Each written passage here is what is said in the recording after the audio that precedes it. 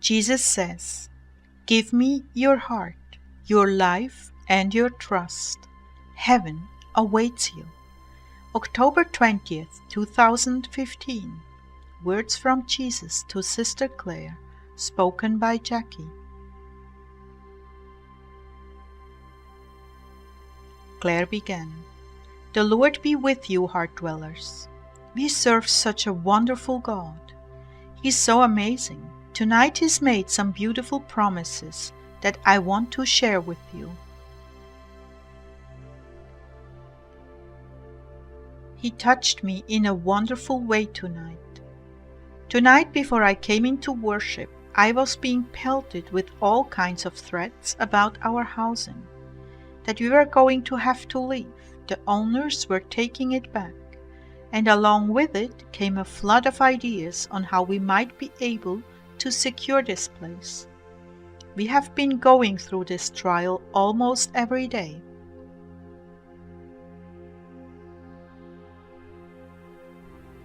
We sought the Lord about the looming possibility of losing all we had invested here. But in the past, the Lord has told us He has something in mind, and we will not be losing this house. Wow! But imagine every day we get attacked. You're going to be homeless any day now. So tonight the attacks were extremely vicious and convincing, and I was starting to collapse inside. I was really starting to lose it. Then the Lord whispered in my ear, "You are under attack. I'm surprised you didn't see this."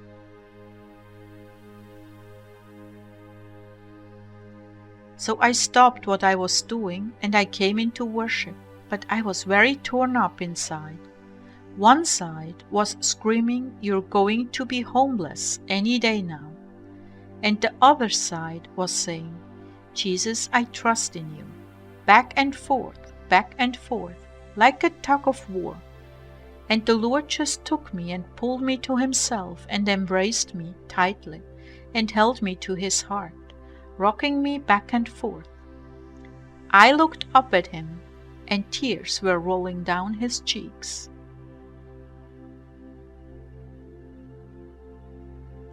"You just don't know how much I love you. You just don't have any idea."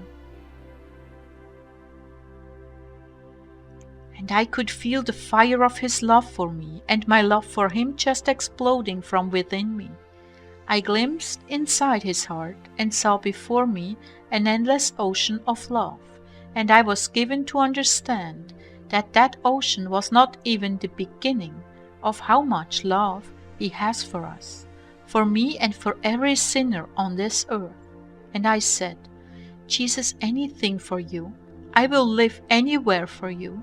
I don't want to be attached to any place. I know my home is heaven, but this place is so perfect for us, and we are so rooted here."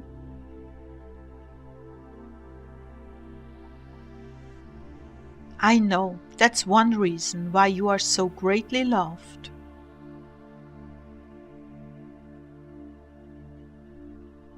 He rocked me back and forth gently to Terry McAlmond's song, "We Glorify the Lamb." Oh, that's a wonderful song, guys. There's no way you can keep your feet on the ground with that song. And I heard Him say clearly,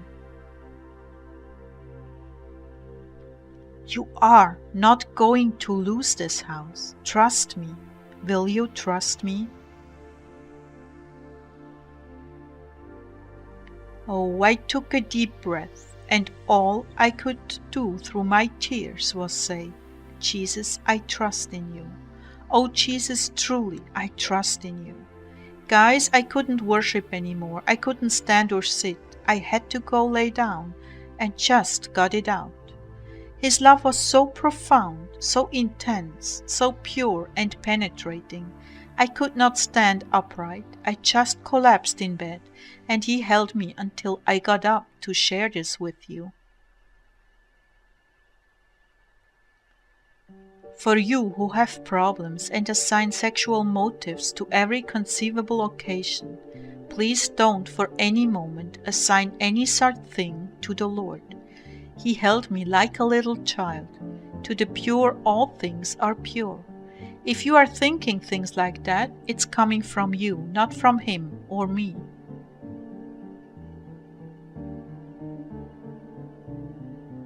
So I collapsed in bed, and he held me.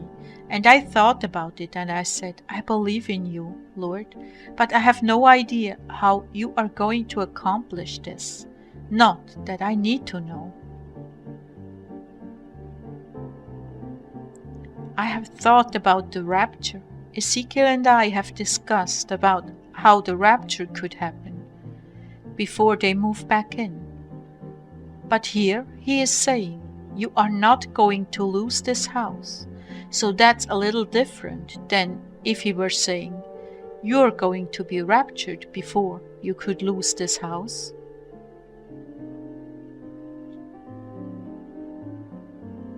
I look at the firewood we have saved up for the winter and think, what if we have to leave? Where will we go? All I can do is confess, Jesus, I trust in you.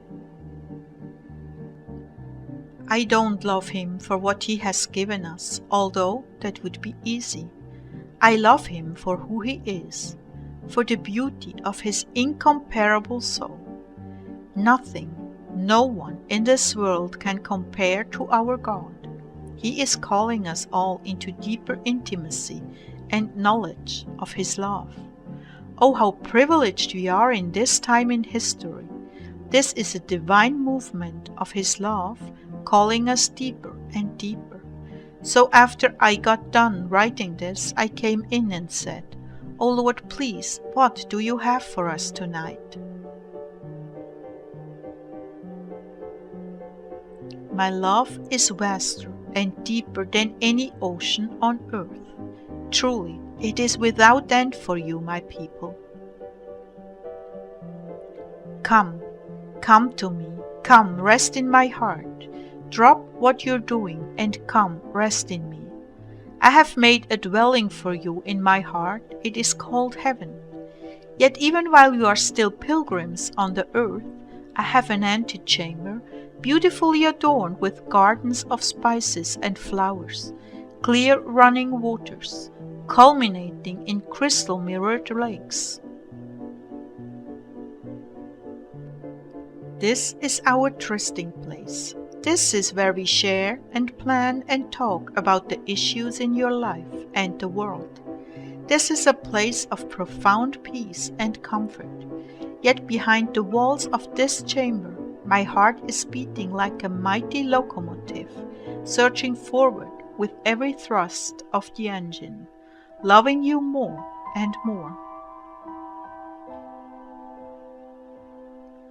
You will come to know this love in heaven, but were I to expose it to you on earth, you would not remain alive.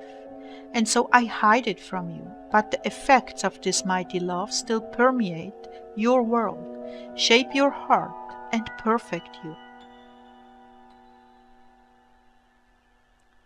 So many are ready to beat you into submission to a religious spirit, void of any tenderness or love, stacked high with rules and social customs. But that is the device of men. My way is love, love so powerful that you cannot resist its attraction. Love so sacrificial that I poured my blood out onto the ground to have you with me forever. Yes, drop by drop, I declared my love for you. Do not wound me with distrust. Rather confess your trust often. Jesus, I trust in you. Oh, how I long to hear those words from you. Jesus, I trust in you. You suffer many things on this earth, but there is no suffering comparable to losing my fellowship, unless it is the void in your hearts because you have not sought my fellowship. You have nothing to fear from me and everything to gain. I know when you stand and when you sit. I see all your sins clearly, but I dismiss them because I have another vision of you. It is the perfect and complete you, destined for glory, destined to resemble me in every facet of your being. Not only am I totally dedicated to your good and fulfillment, I also have the tools necessary to accomplish the task, no matter how hopeless you are about yourself. I can still do this with your permission. If I can carve out the Grand Canyon, I can certainly carve out the sin and disorder from your lives and make you gloriously beautiful. Do not withhold anything from me, my children. Give me your all. Give me permission to have your all, and I will do the rest. I have such wonderful plans for you that were you to sit and dream for hours and days on end, never would you discover the glorious gifts awaiting you in heaven. I will give you little clues. You know the things you've hidden away in your heart, dreams of what you want someday. That grand piano, that soft furry lion, that mountain retreat, that ocean estate, that ability to fly, the body that is whole, slender and young with all your teeth, that exquisite ability to fly and figure skate, ski down mountains, preach and teach, heal the sick, to rule and reign in righteousness, establishing justice for all men, women and children, that orchestral choir of angels, that voice that hits all the notes perfectly, those songs that glorify and worship me, and the perfect execution of piano pieces, all and much more await you in heaven. So I ask you, merely trust in me. Give me your hearts, your lives, your total and unconditional trust, knowing that everything happens to you for a good reason, because my love for you is beyond comprehension, and there is a sure and important meaning to all events of your lives. I am in this moment imparting faith and trust to those who will receive it, with the innocence of a child. I have so much more for you, but all is built on the foundation of trust. Receive from me that trust now. It is yours for the taking.